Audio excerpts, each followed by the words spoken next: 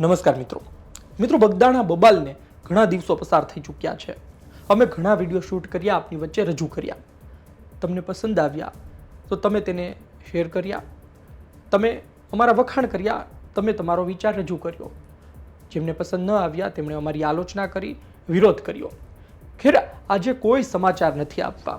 આજે ફક્ત વાત કરવી છે જાગૃતતાની। આજે ફક્ત વાત કરવી છે સચેત રહેવા પર અને સોશિયલ મીડિયાના ઉપયોગ પર। આજે વાત કરવી છે કે સોશિયલ મીડિયામાં કેવું ઝેર મૂકવામાં આવી રહ્યું છે। આજે વાત કરવી છે કે સોશિયલ મીડિયાનો કેવો ગેરઉપયોગ થઈ રહ્યો છે। ટેકનોલોજી આમ તો બધા માટે કહી શકાય કે સારા માટે હોય છે। લોકો ટેકનોલોજીનો વધુમાં વધુ ઉપયોગ કરે, પરંતુ આ જ ટેકનોલોજીનો ઉપયોગ કઈ ખરાબ રીતે કરવામાં આવી રહ્યો છે તેના પર આજે વાત કરવી છે। આપણે ત્યાં એઆઈ ઓપ્શન આવી ચૂક્યું છે। લોકો એઆઈમાં ફોટો બનાવતા હોય છે, વિડીયો બનાવતા હોય છે, પરંતુ હવે લોકો એ હદ સુધીના ફોટો બનાવે છે કે સમાજ વચ્ચે વૈમનસ્ય ઊભું થાય, સમાજ વચ્ચે દુશ્મનાવટનું વાતાવરણ ઊભું થાય। 29 ડિસેમ્બરે નવનીત બાલદિયા પર હુમલો થયો, આરોપી પકડાઈ ચૂક્યા છે। નવનીત બાલદિયાનો આરોપ જયરાજ આહિર પર પણ છે। એસઆઈટીની તપાસ ચાલુ છે, રચના થઈ ચૂકી છે એસઆઈટીની, પરંતુ આ વચ્ચે ઘણા ફોટો સોશિયલ મીડિયામાં ભયંકર વાયરલ થઈ રહ્યા છે। આ ફોટો કોઈ સામાન્ય વ્યક્તિ જુએ તો એમને એવું લાગે કે ખરેખર આવું થોડું હોય। આ વ્યક્તિને તો કડકમાં કડક સજા થવી જોઈએ। એ વ્યક્તિ ભલે પછી એમાં જોડાયેલો હોય કે ન હોય, કંઈ ફરક નથી પડતો। લોકો એ પ્રકારના ફોટો એડિટ કરીને બનાવે છે કે ફોટો એ વ્યક્તિ પાસે પહોંચે તો એને અંતે બોલવું પડે છે કે ભાઈ આ ફોટો મારો નથી, અને તેમાં કથાકાર મોરારી બાપુ પણ સામેલ થઈ ચૂક્યા છે।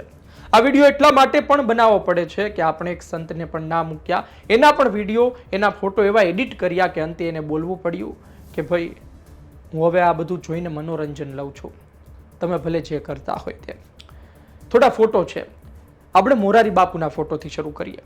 મોરારી બાપુનો એક ફોટો આવ્યો કે મોરારી બાપુ નવનીત બાલદિયાને મળે છે હોસ્પિટલમાં, અને એક ફોટો તેવો આવ્યો કે માયાભાઈ આહિર સાથે ગળે લાગીને બેઠા છે, એટલે કે સમાધાન કરાવતા હોય અને માયાભાઈ આહિર સાથે ખૂબ સારા સંબંધો હોય તેવું એ ફોટોમાં દર્શાવવામાં આવતું હતું। જોકે આ ફોટો જ્યારે મોરારી બાપુ પાસે પહોંચ્યો ત્યારે બિહારમાં બેઠેલા મોરારી બાપુએ બોલવું પડ્યું કે ભાઈ આ ફોટો જે છે એ ખોટો છે અને આ પ્રકારે લોકો બધું કરતા હોય છે, મારે એમાં કંઈ લેવા દેવા નથી, પરંતુ આ બધું જોઈને હવે હું મનોરંજન લઉં છું, આ ઉંમરે ફિલ્મ તો જોવા ન જાઉં। બાપુએ પણ માર્મિક પ્રહાર કરી દીધા, પરંતુ સવાલ એ છે કે એમને બોલવું પડ્યું। આ પ્રકારના ફોટો એમની પાસે આવ્યા ત્યારે એ પણ વિચારમાં પડી ગયા કે લોકો મારા વિશે હવે શું વિચારતા હશે।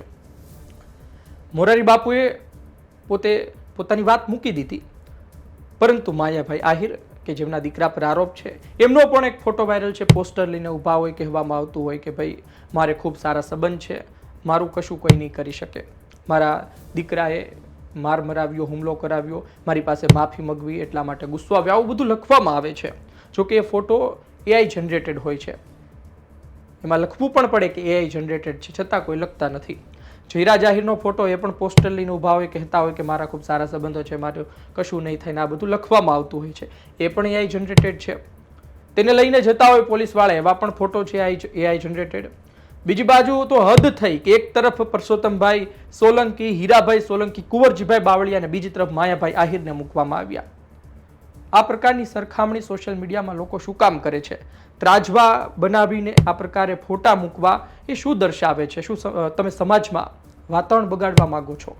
સમાજ વચ્ચે દુશ્મની ઊભા કરવા માંગો છો? સમાજના લોકો એકબીજા સાથે ઝઘડો કરે અને મૂળ મુદ્દા બધા ભૂલાઈ જાય એવું ઈચ્છો છો? નવનીત બાલદિયાનો એક ફોટો આવ્યો, નવનીત બાલદિયા બેઠા હોય ને કહેતા હોય કે કોળી સમાજ સપોર્ટ કરજો અને કોમેન્ટના ઢગલા કરી દેજો, અને બગદાણા સરપંચ તો એને કહેવામાં, જો કે એ સરપંચ છે પણ નહીં, સરપંચ પરિવારથી આવે, એના ભાભી સરપંચ છે। એટલે કહેવાનો ભાવાર્થ એ છે કે એઆઈ ટેકનોલોજી છે, પરંતુ એનો ખૂબ જ ખરાબ રીતે ઉપયોગ થઈ રહ્યો છે। મારી વિનંતી એસઆઈટીને પણ છે, પોલીસને પણ છે કે તમે પણ આ પ્રકારે સોશિયલ મીડિયામાં જે ઝેર રોકે છે ને એના પર કાર્યવાહી કરો। જે વ્યક્તિ અમુક બાઇટ હોય, અમુક વિડીયો હોય, એના માધ્યમથી અમુક લોજિક હોય તેના પરથી વાત કરતા હોય તો બરોબર છે, આ તો પૂરેપૂરું એડિટેડ, અને એનાથી જે સામેવાળા વ્યક્તિની ઇમેજ ખરડાય, એનો જવાબ કોણ આપશે? એની ભરપાઈ કોણ કરશે? આ સવાલો છે, અને આ બંને તરફથી થઈ રહ્યા છે। કોળી સમાજના આગેવાનો જે બોલી રહ્યા છે એમની જવાબદારી એ પણ છે કે સમાજમાં આવા પ્રકારના ફોટો કોઈ ન મૂકે, અથવા તો કોઈ મૂકે ને ઓળખીતું હોય તો તેને કહેવામાં આવે, સમજાવવામાં આવે. આહિર સમાજ તરફથી પણ જો આવા કોઈ ફોટો મૂકવામાં આવતા હોય તો એમના આગેવાનોએ પણ સમજાવવું જોઈએ. પરંતુ અંતે વાત એ જ છે કે ટેકનોલોજીનો ગેરઉપયોગ થઈ રહ્યો છે અને આ બધું સોશિયલ મીડિયામાં ફરે છે, કોઈને ફરક નથી પડતો. અંતે આવા નાના નાના ફોટા ખૂબ મોટી અસર કરતા હોય છે, ધીંગાણા થઈ જતા હોય છે, લોકો સામે આવી જતા હોય છે, લડાઈ ઝઘડા થતા હોય છે, કેટલાય લોકો ઈજાગ્રસ્ત થતા હોય છે.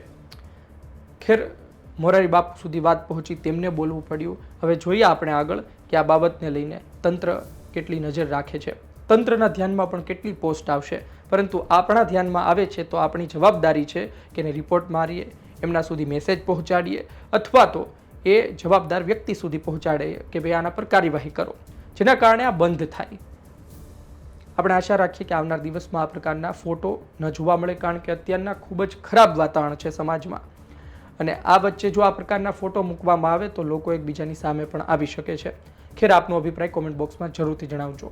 આ વિડીયો માહિતી પસંદ આવી હોય લાઈક કરજો, શેર કરજો. જેમને ખબર નથી, જે આ પ્રકારે ઉપયોગ કરે છે, જે આ પ્રકારે ફોટો જોઈ વિશ્વાસ કરી બેઠતા હોય છે અને તમને કહેતા હોય છે કે જો આ પ્રકારનો ફોટો આવ્યો હતો, આ આરોપી છે, આને પોલીસ લઈને ગઈ છે, નવનીત બાલદિયા આવું કહી રહ્યા છે, માયાભાઈ આવું કહી રહ્યા છે, મોરારી બાપુ તો હોસ્પિટલ જઈ આવ્યા, સમાધાન કરાવી નાખ્યું, તો એમને કહેજો અને એમને સમજાવજો કે હવે ટેકનોલોજી ખૂબ આગળ વધી ચૂકી છે. એ જુએ છે એ ફોટો, એ વિડીયો એડિટેડ પણ હોઈ શકે છે. ધન્યવાદ.